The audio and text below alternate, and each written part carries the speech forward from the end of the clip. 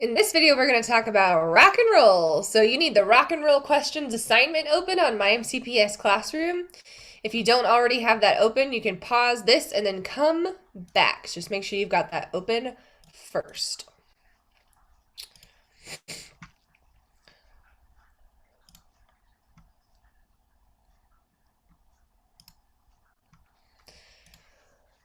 All right.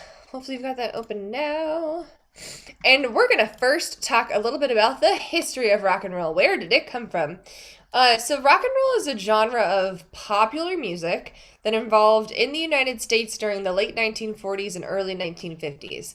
So we already talked a little bit about, or a lot kind of, about the blues and about jazz. So 1940s and 50s, we still have blues, we still have jazz, but they're getting a little bit less popular, and they're kind of like morphing a little bit into what we know today as rock and roll.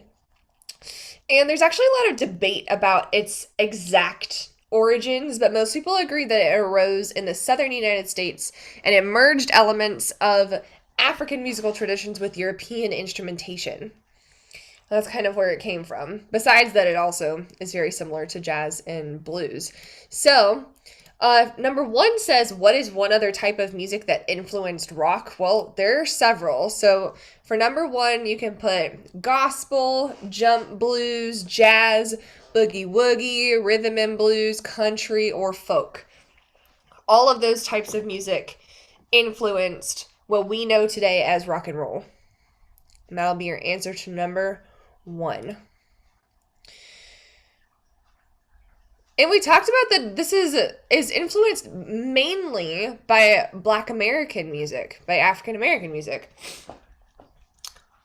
Or that's why we get like the blues and jazz that came up like right after the Civil War, and in mostly like communities that were dominated by African American musicians, and that's where rock and roll mostly came from. Like I said, there's some like European instrumentation involved, but all of these different genres that I just listed were pretty much dominated by Black musicians. And we've talked about this as well, but in the 1930s, jazz and swing were some of the first types of music to present African American sounds, quote unquote African American sounds, for a predominantly white audience, which, like we talked about, they're very separate. During the early 1900s, segregation is still legal, so that wasn't super common. That was a big deal that was happening. And one example of a jazz song, like from this time period, that has recognizably rock and roll elements, which we'll talk about a little bit later, is a song called Rollin' Pete, which is from 1939. So we're going to listen to a little bit of that because this song is considered an important precursor to rock and roll. It's considered to be important to like what came before that. So we're going to listen to a little bit of Rollin' Pete, which is by a guy named Big Joe Turner.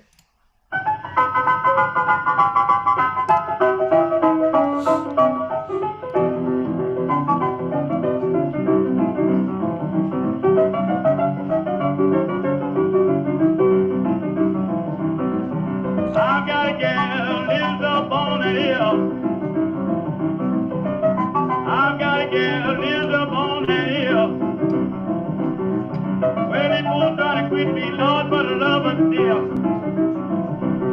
She got eyes like diamonds, teeth shine like lime dye gold. Got eyes like diamonds, teeth shine like lime dye gold. Every time she loves me, she fills my mellow soul. You so beautiful, but you got died someday. Well, you so beautiful, but you got died someday. All I want is love and baby before you pass away.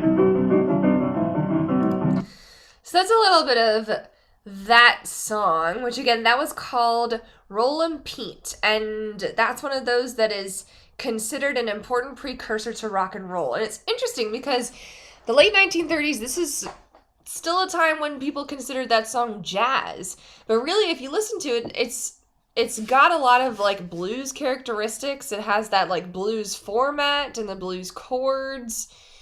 and that kind of style, which like came right before rock and roll and kind of like fed into it.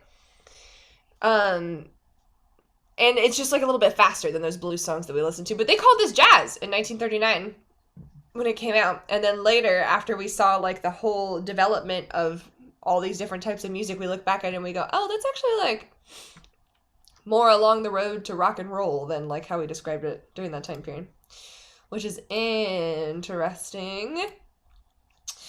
In the 1940s, so right after this song was released, we saw more use of horns in bands. There are more like shouted lyrics, like we talked about in the blues.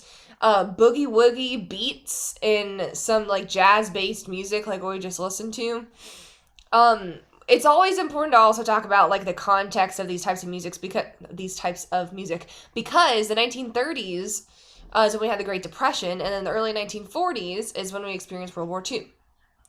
So during World War II, there were shortages of like fuel, and there were limitations as to how many like audience members would want to be in places, and of like musicians who would be able to be in a group.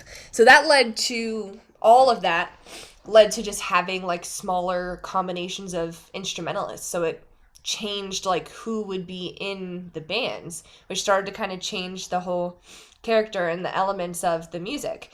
So that's when we started to get into like, well, now instead of like horns and all these other like band instruments, at this point it turned into let's just use guitar, bass, and drums, which is what we tend to think of nowadays as like being classic rock and roll. This is also around a time period that a guy named Chuck Berry, who we listened to, he's the one that performed Johnny B. Good, which is like blues rock and roll kind of thing. Chuck Berry introduced what we call aggressive guitar sound.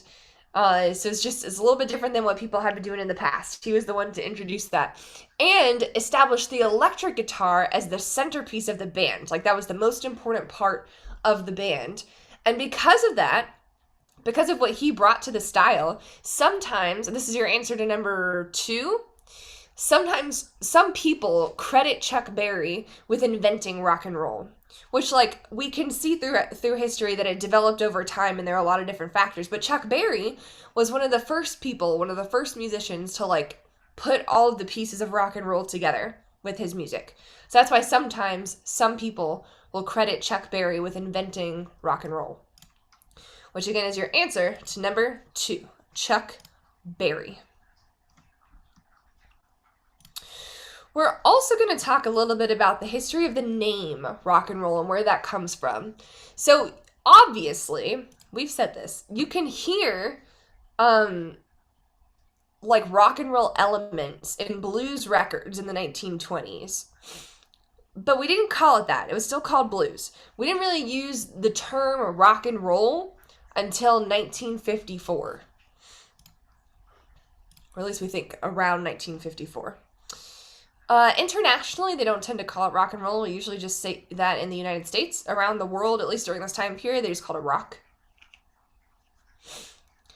And this comes from, we think, the phrase rocking and rolling, which the phrase rocking and rolling originally at this point described the movement of a ship on the ocean. This is your answer to number 4. To what did the phrase rocking and rolling originally refer? Well, we say that it referred to like a ship rocking and rolling on the ocean. It also, in the early 1900s, started becoming used to describe like the spiritual kind of like movement energy that you get in like black church experiences, which is why they started to kind of associate it with like African American music. It's also, during this time period, was used as an analogy for that thing that we say adults do when they love each other very much.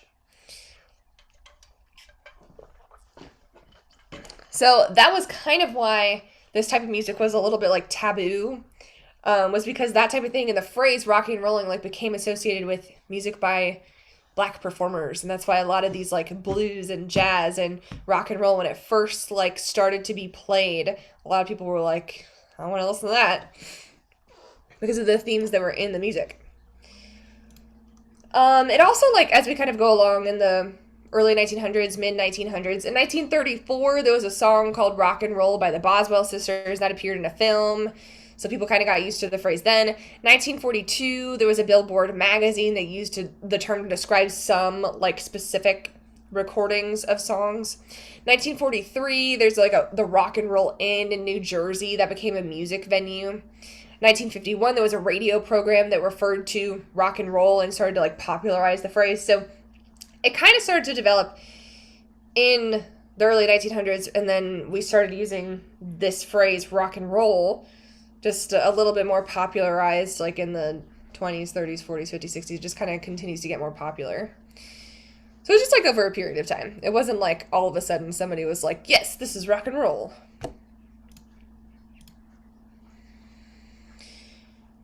Now, there's some other types of music we got to talk about here that we haven't really discussed yet.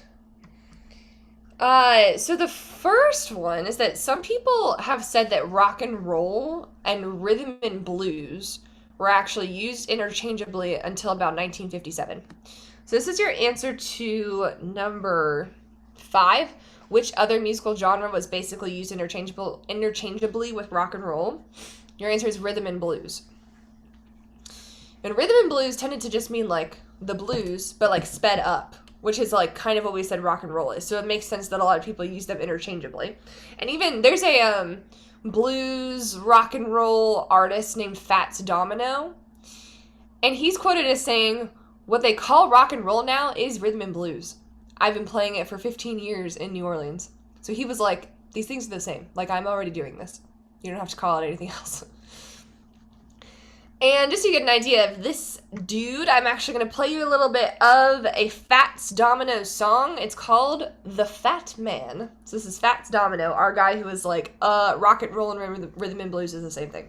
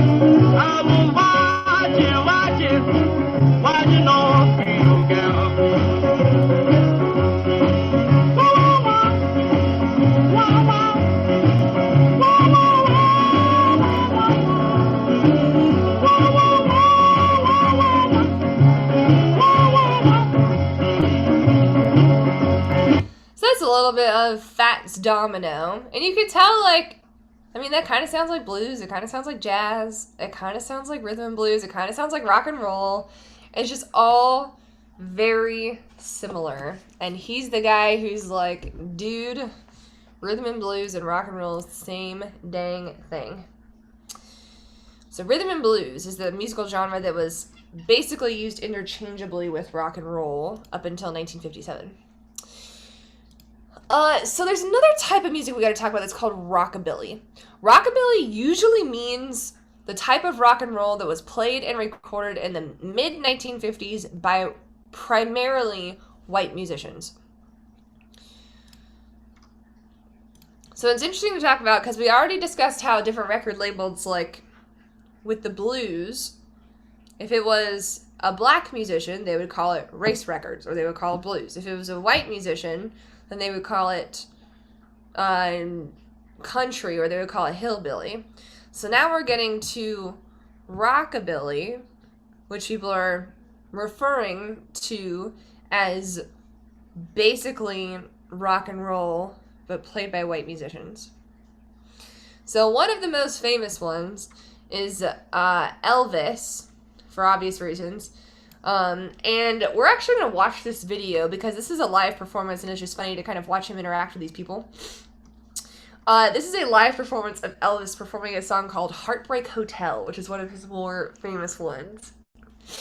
And this is something that we would consider to be rockabilly. But again, you're going to hear all of the elements of, like, blues. It's a little slow to be rhythm and blues, rock and roll. We call this rockabilly.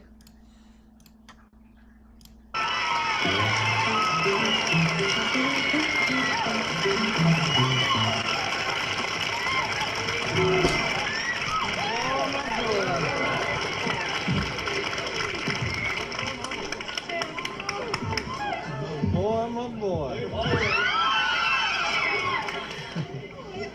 Woo! A long time, Jack, I'm telling you. It's been a while. A while. About 15 minutes. About 15 minutes now. Are we on TV? No, we're on a train heading for Tulsa. Okay. Man. Good night. Quick show. Well, since my baby left me, I found a new place to dwell. But it's down at the end of lonely street at Heartbreak Hotel.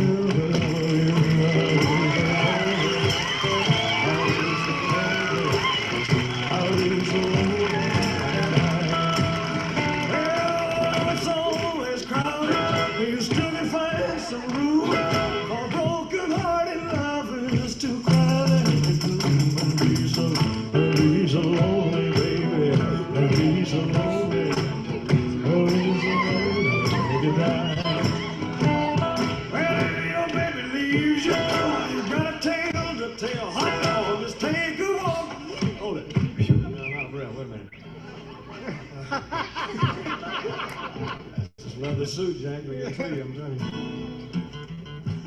Well, if your baby leaves you, you got a tale to tell. Let us take a walk down on the street to Heartbreak Motel, where you will be so lonely, baby. You'll be so lonely. You'll be so lonely you could die. All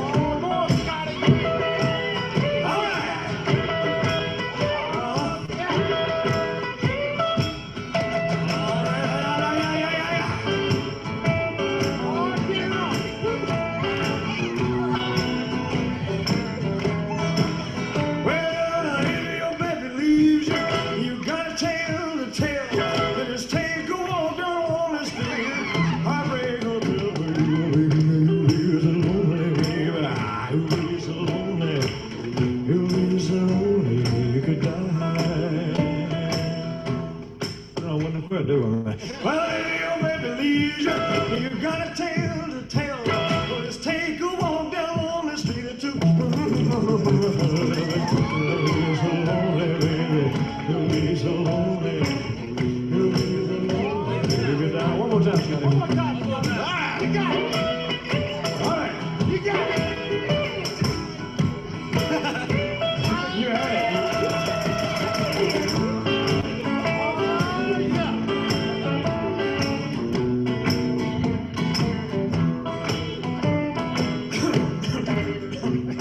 The bell's just... Wait a minute, man. Wait a minute. Okay, anyway, you get the idea. Our guy Elvis just having some girls screaming at him and then coughing a bunch.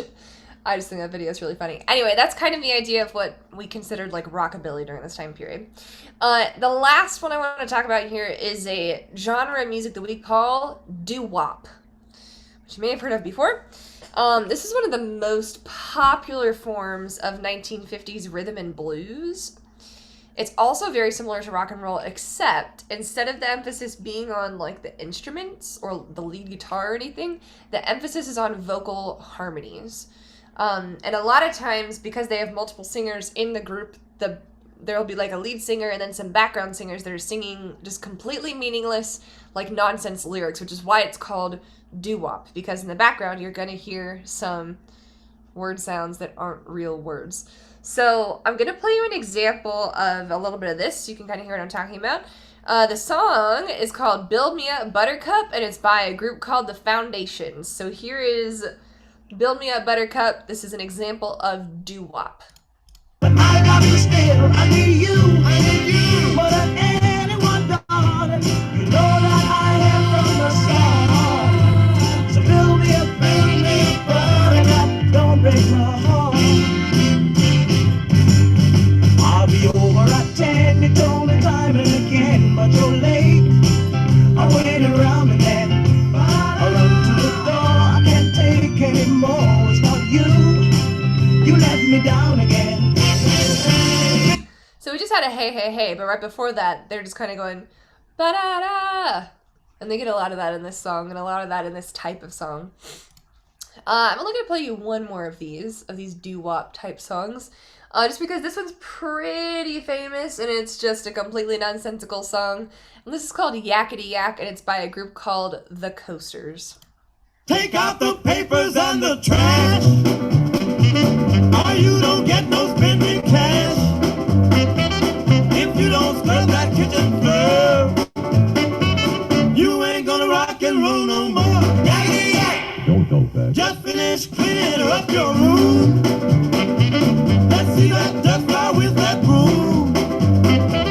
Get all that garbage out of sight, or you don't go out Friday night. Yakety yak! Don't go back. You just put on your coat. So again, very similar to like, it's kind of bluesy, it's just a little faster, meaning that's more like rhythm and blues, which is basically rock and roll, except that they've also got like an emphasis on the vocal harmonies here, which is why we would consider this probably in the doo-wop category, even though it does have the elements of those other things as well. So I've already spent some time talking about the characteristics of rock and roll. I'm going to go a little bit more in depth here. So in the early versions, that was your answer as well to number 6, which genre was similar to rock and roll but emphasized vocal harmonies and included nonsense background lyrics. Your answer is doo-wop, D-O-O-W-O-P. That was number 6. So in the earlier versions of rock and roll, usually a piano or a saxophone was the lead instrument. This is going to be your answer to number 7. What was usually a lead instrument in rock bands before the 1950s. It was either piano or saxophone.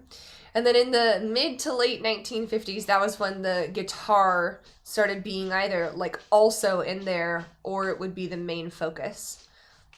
So that's one of the characteristics that we think of when we think of rock and roll.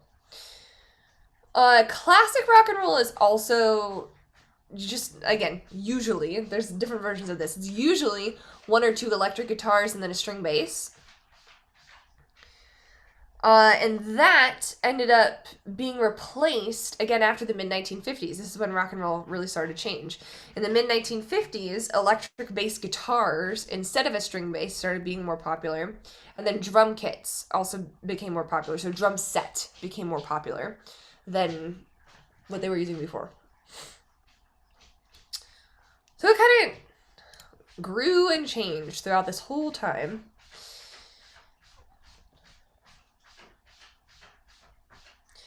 We also, this isn't on a slide, but one of the other characteristics of rock and roll is the rhythm.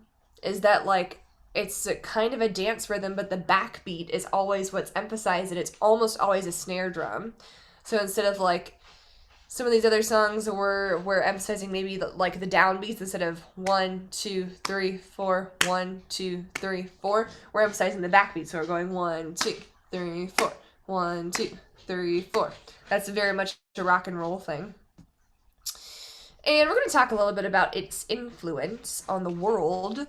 Rock and roll, we say, may have contributed to, and this is your answer number 8, may have contributed to the civil rights movement.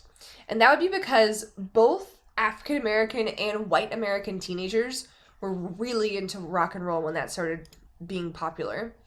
It just kind of started to break down like racial barriers, along with the world was becoming a little more, slightly more accepting. But definitely had to do with like the teenagers who were really into rock and roll. They were both white and black, and they were all really into it. And that started to kind of change the face of racial segregation. As you might imagine, This allowed more black performers to reach white audiences, and because of these barriers started to kind of break down, that provoked some white racists. So there were a lot of reactions that were really like defensive during that time period. Rock and roll also, we say it may have been one of the first music genres to just completely define an age group. Like, rock and roll became very associated with teenagers, like during when it started to really develop. And a lot of it is because like the lyrics started just like giving teenagers like a sense of belonging. Like they all kind of were like, yes, this is how I feel. And we saw just an emergence of like an entire culture. Like it wasn't just music, it was also like, well, listening to music on the radio, buying records, buying jukeboxes, watching TV programs about rock. It was in films, it was in clothes, hair, cars, motorbikes, language.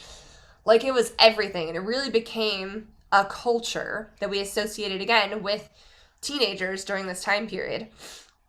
And it was concerning, and I've said this before, it was concerning to older generations because they were worried about juvenile delinquency and social rebellion, meaning they were racist, but they were concerned about juvenile delinquency and social rebellion, and they connected those things with rock and roll. So it was not super accepted by the older generations. And rock and roll also ended up later leading to funk, disco, techno, and hip-hop.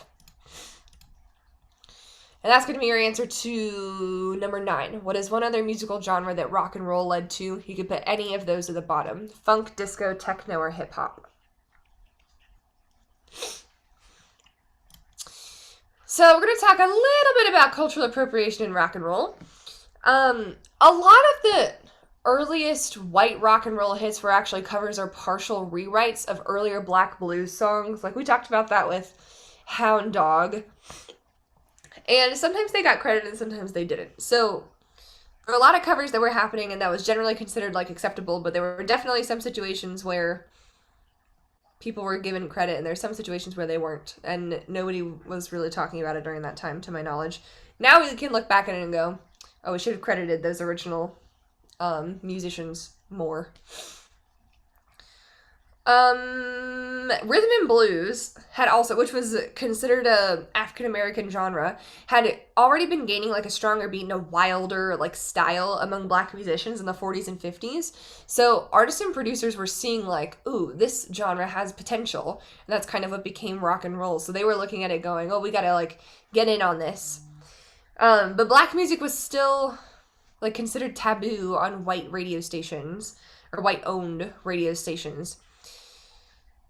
So, in addition to all of that, like the racial lines were kind of blurry just because a lot of those rhythm and blues songs that were originally recorded by black artists were actually written by white songwriters. Like we talked about that with Hound Dog, was written by 2 Jewish American men.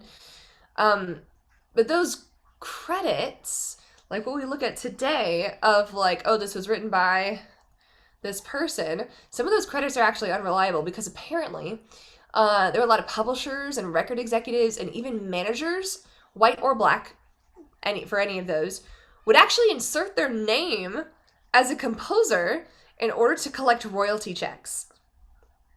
Which is ridiculous, because we talked about, like, the Big Mama Thornton, like, didn't get credit for Ball and Chain, even though she wrote it, because of maybe her, like, contract or something, but she wrote the song and she didn't get royalties. Meanwhile, there are other people that had nothing to do with writing these songs that just, like, snuck their name into the title or into the credits so that they would receive royalties. Anyway, the music industry is really screwed up. There's something that we called bowdlerized covers. The word bowdlerized means like the original song was about something a little inappropriate. Like it was about what we talked about when 2 adults love each other very much, that kind of thing. And then if somebody would cover a song, if they bowdlerized it, then they kind of like changed the words so it didn't seem like it meant that as much. But it's very interesting because around this time period, and I guess we still kind of talk about this today, that ended up being really whitewashed. Like the original was a little wilder and was about stuff that was maybe a little bit inappropriate. for like younger audiences, but not for like the world at large. And then like white artists would take that song and then change the lyrics and perform it differently. So one of those songs where the original did have some of those lyrics is called Shake, Rattle, and Roll. And originally was performed by Big Joe Turner, who we just listened to at the beginning of this lesson. And then later it was covered by Bill Haley, and he changed some of the lyrics and kind of changed the feel of the song a little bit. So we're going to listen to a little bit of the Big Joe Turner version, and then I'll play you a little bit of the cover. Now to sort of slow the tempo down, just for him to bring him on.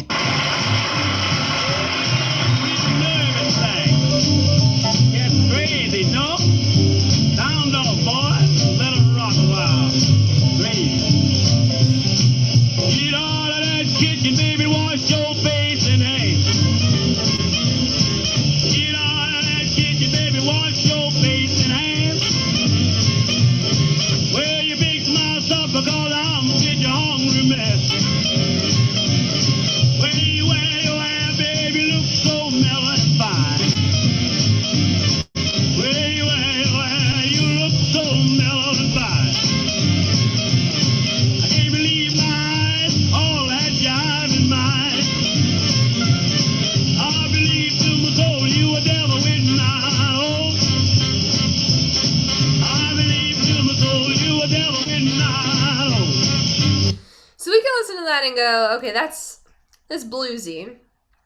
It's got some rock and roll elements just because of the like instruments that are being used. But it's very bluesy. We would probably call that rhythm and blues, which is what it's described as being. So here is the cover version, Shake, Rattle, and Roll, by Bill Haley and his Comets.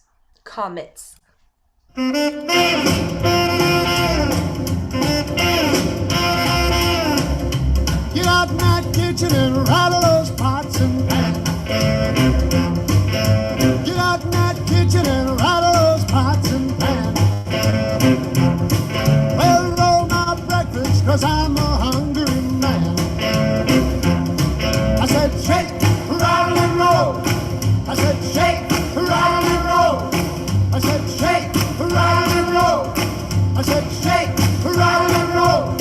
Well, you never do nothing to save your doggone soul. So it's interesting because obviously they're very similar, but the second one's just a little bit like tamer. It's very like clean. There's not as much like personality almost. It's even like very similar instruments, but they're definitely different.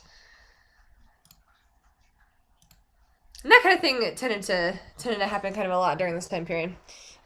Like originally like black rhythm and blues songs getting covered by white artists and it kind of taking on a different like character, which is, again, covers are cool. It's fun to do a song and then do it like intentionally, but sometimes that wasn't what was happening. Sometimes legitimately just getting stolen. I think in that case, credit was given, I believe. So you should now have all of your answers to number 1 through 10. If you don't, you can go click back through the video and find whatever you may have missed. And once you're done, you can go ahead and click submit.